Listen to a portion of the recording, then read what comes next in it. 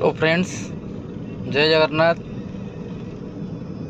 आपण मानक learning from lives channel को स्वागत। ये होची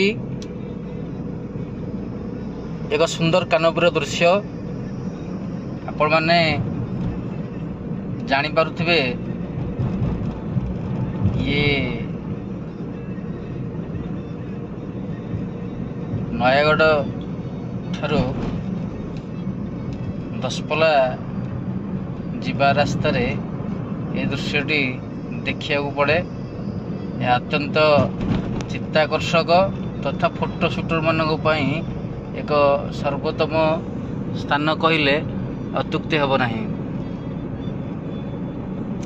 विशाल आकाश तले